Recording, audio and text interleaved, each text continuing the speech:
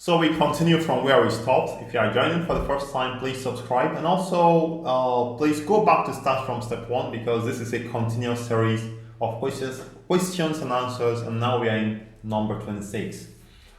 It says create a query to display the last name concatenated with the first name. So let's take it step by step. The last name concatenated with the first name, separated by space, and the telephone number concatenated with the email address separated by a hyphen. So the good thing is that everything here is coming from the same table, so we are not going to do any join at this point. So I'm going to say select last name, last underscore name, concatenated with, this is a concatenation operator, separated by space, so space in between like this, and the telephone number concatenated with the email address. I'm going to say telephone number should be phone number concatenated with the email address. So meanwhile, last name concatenated with the first name separated by space. Give me 1 second. So concatenated with the first name, first underscore name, okay. Okay, so this is the first part. Last name, space, the first name, okay. That's fine. And then the telephone number concatenated with the email address,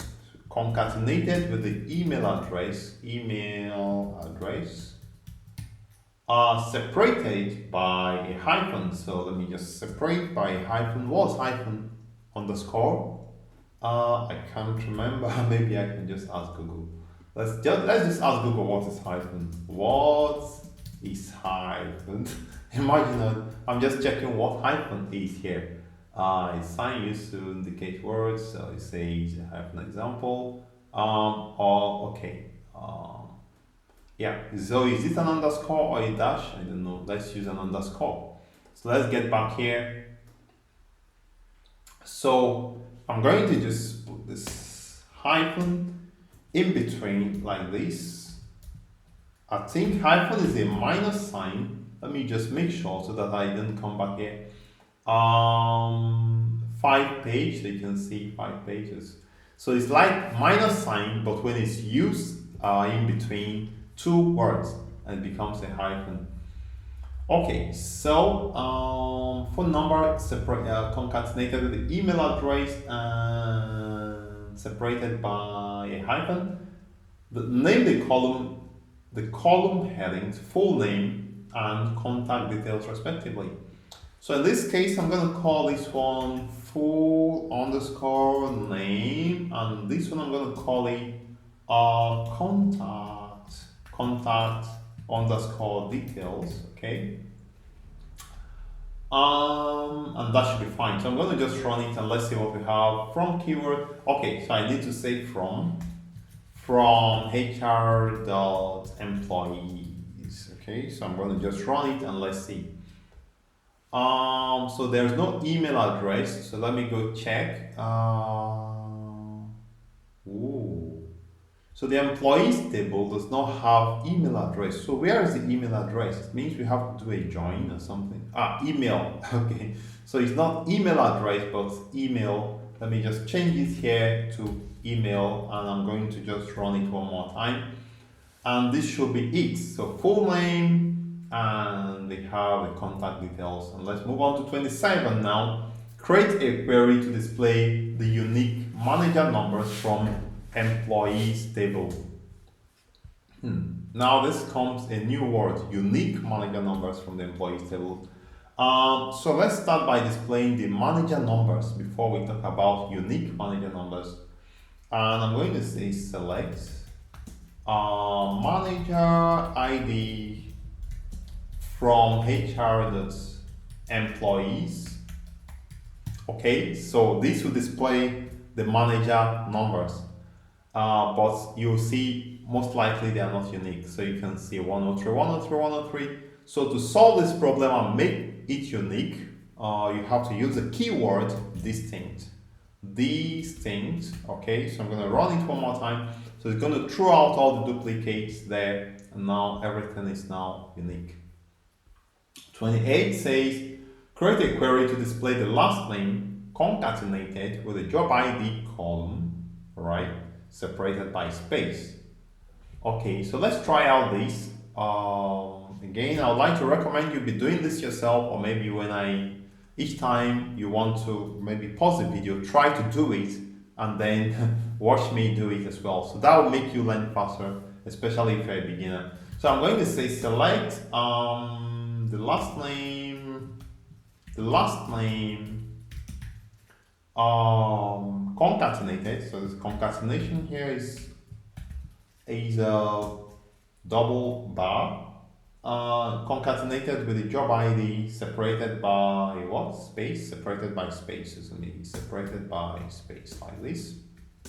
Concatenated with a space, concatenated with one more time. With the job ID. Right? I'm gonna name it employee and title. Employee and underscore title. Okay, yeah, so this is basically it. I'm gonna say from HR.employees, and let's run it and see what we have. Okay, so employee and title. So Atkinson is a clerk, Austin is a programmer, and so on and so forth. Let's move on to number 30. Create a query to display the first name, last name, salary, hire date concatenated with the literal string HD separated by a space. Okay, let's try out this again. Maybe you can pause the video and do it yourself and see whether you get it before you continue. So I'm going to say select first name, last name, salary, hire date. Now later on we are going to be facing a bit more tougher challenges as we go, but once you are doing these ones, once you get to the tougher ones, it's going to be a bit easier for you. Concatenated with the literal HD. So you see HD before the date or HD after the date, concatenated with the literal. So let me put a concatenation here. String HD separated by space. Okay, separated by a space and HD. Maybe this is what they want us to do. And name the columns FN. So it's going to be first name FN. That's a column name this time. I'm naming it FN, and this one is going to be LN. And this one is going to be SAL. And the hire date, you have to put it just before the comma, before the last comma.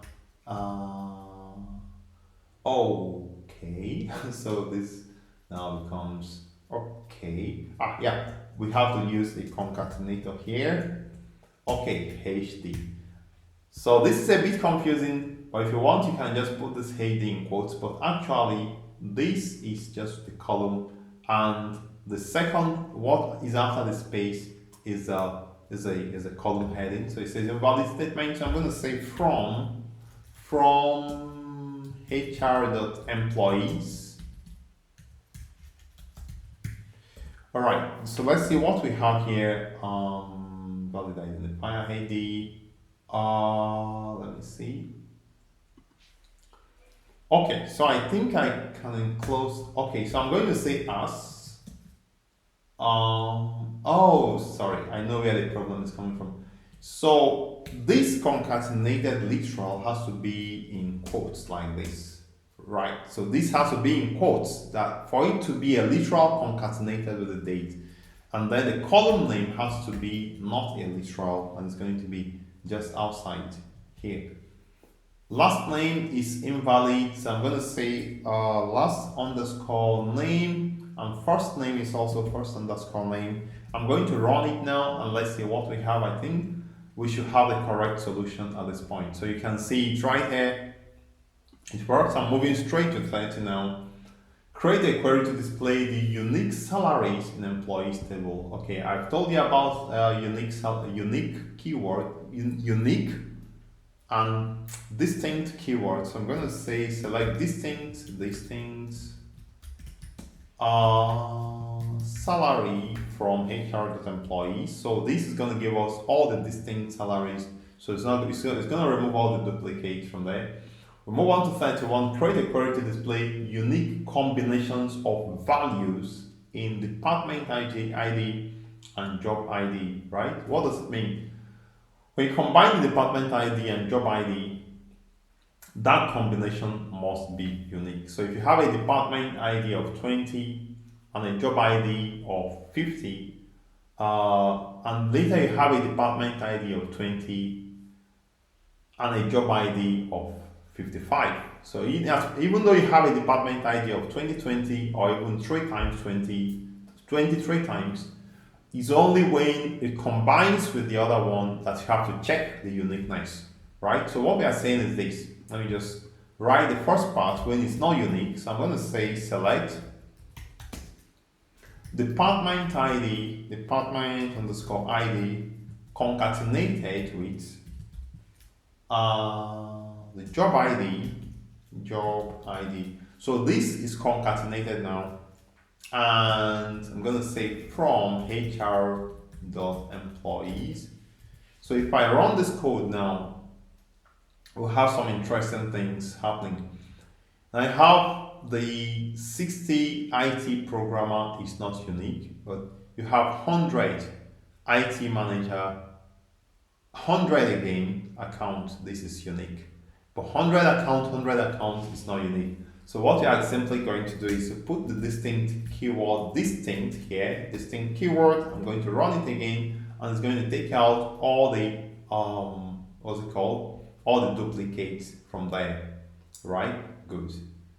So this should be correct. So here you have the 90 repeats 2 times. So you have the department ID of 90 repeats 2 times, but it's only when the second part repeats that we are going to consider it to be duplicate. So let's move on to 32. Display the first name and department number for all customers whose last name is the Hans. Now this is also interesting because now we are going to do some filtering. So I'm going to select, in this case, I'm going to select the first name, first underscore name, and the department number for all customers whose last name is the Hans. So I'm going to say from HR.employees. Now I'm going to filter for where for all customers. Is there anything like customers? Oh, yeah, customers. Is a customer the same as employee? I don't know. So let's check if the customer and employee is the same. So why are they saying customers when it's supposed to be employees? This does not make sense. So you say for all employees whose last name is the Hans. So let's go back one step here. Where last name, let's just type it, last underscore name is equal to day Han. Okay, I think that should be it. Let me run it and see. Invalid department number should be department ID like this. Okay, so we have only one. So let's just check by putting the last name there, last underscore name, and let's see. So the last name should be the Hans. So I'm moving to 32. To 33, it says display all data from department table for sales department. Display all data from department table. So I'm going to just take out this. So I'm going to say select star from HR dot. All data means everything, so it's going to be star. You don't want to select different columns. Departments,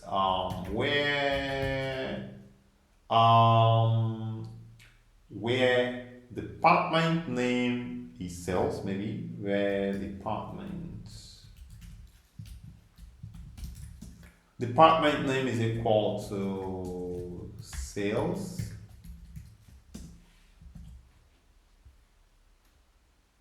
Alright, so we have all data from the department table. We have all the department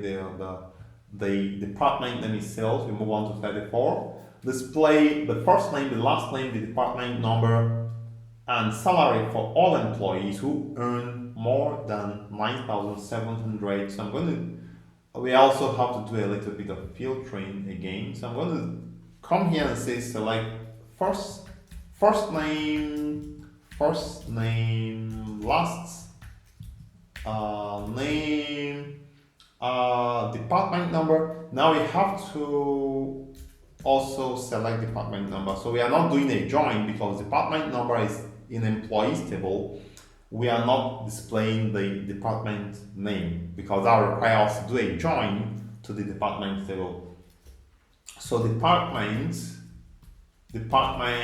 ID, and the salary for employees who earn more than 9,700. So I'm going to say where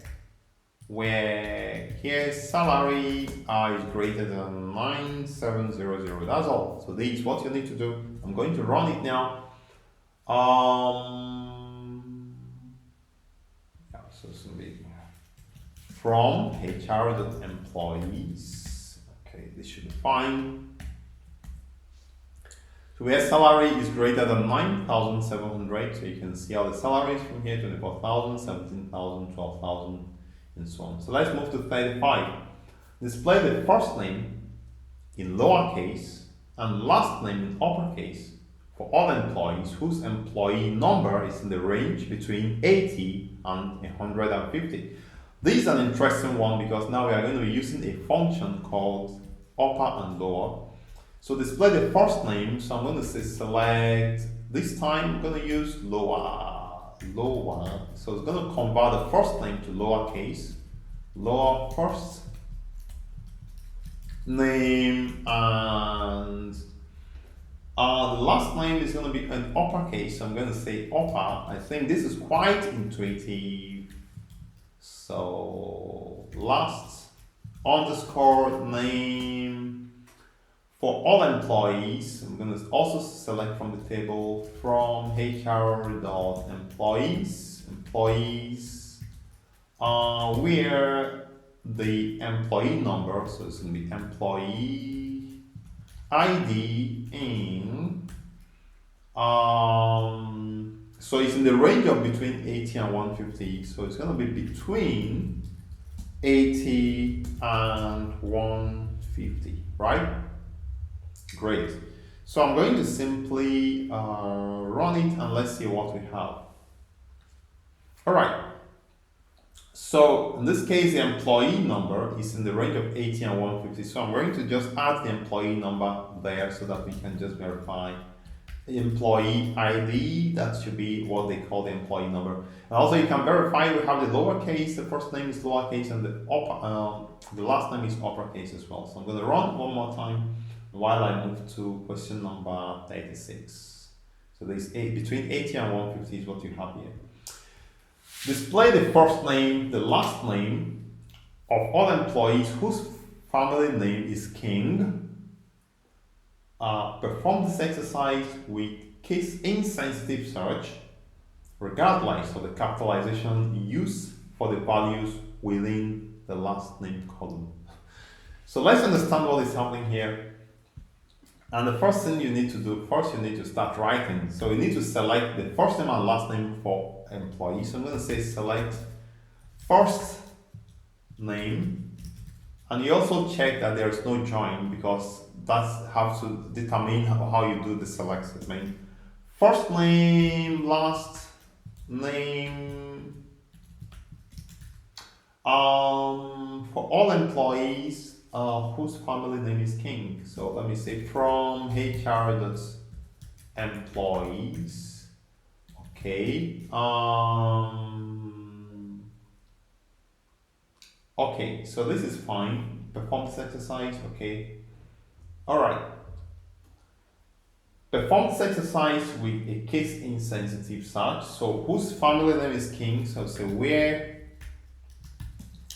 last name is equal to king. Okay, right? We've done it, but in this case, we have not done it with case insensitive search. All right. This is normal. We've done it, but with just with case sensitive search. But this case sensitive, right? So to do it with case insensitive, we are going to do the search, the filtering with the same case. So what means that we have to say last name uppercase and the king has to be also uppercase. So that means it has to be the same case regardless of what case is in the as a text in the database. We're going to just use one single case, maybe upper or lower for the search, regardless of whatever case is used there. So here we have this Pascal case here, but we are not going to worry about this. We're going to just do our search when we converting everything to uppercase and while we do the search. So I'm going to say upper, or you can also convert to lower, and you can actually use upper here, or you can manually just change that king to uppercase by changing everything to capital letter. So this now is going to be case insensitive search, or you can also use lower, and that is fine. So this is what is called case insensitive search. Use the same case to do the filtering regardless of whatever case is in the database. We move on to number 37, and it says generating new email address for each employee. Display the first name, last name, and email address. So let's start writing. Sometimes you just have to start writing, because if you continue reading, the text might actually be confusing. First name, last name, and email address. I'm going to say email. The email address will be composed of, so the first letter of the first name concatenated with the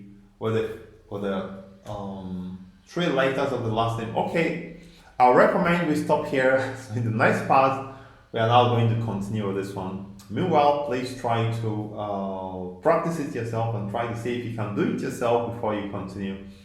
So please, if you've not subscribed to my channel, subscribe to my channel by hitting on the subscribe button below and leave me a comment if this has been informative for you. I remain kind to the genius, and we meet in the next part.